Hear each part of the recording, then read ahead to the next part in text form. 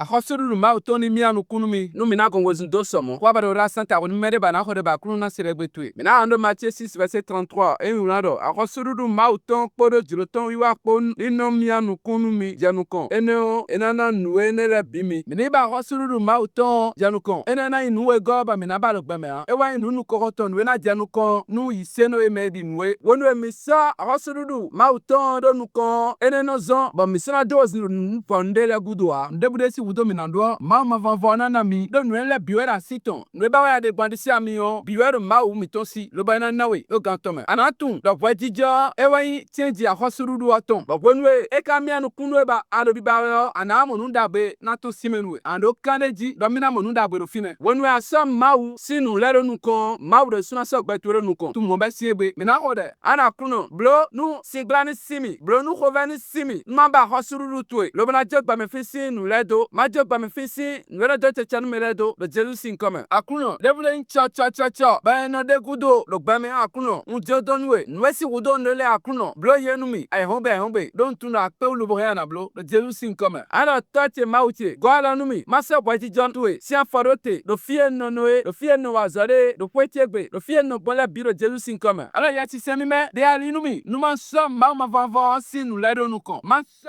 don nu vive lo jesu sin come akuno ndegbe lo bonwe nalo ahosuru to ba mana lo bwaji to ba ya akuno ndebude si wudo nando hon debude si wudo ndo lo ba na hundo bezantie me yeni hu lo jesu sin come ami ana akuno na mi jami o to ma si hu no gbe nu bezantie yeni mowe de me yeni mo lo to lo bezantie me ni mo gigo to lo bezantie me lo jesu christ sin come ko de mi abone mi de nu paz ora santa to lo e hon be te gbe mi na mo de lin koton keze me bweto ni yonu mi ami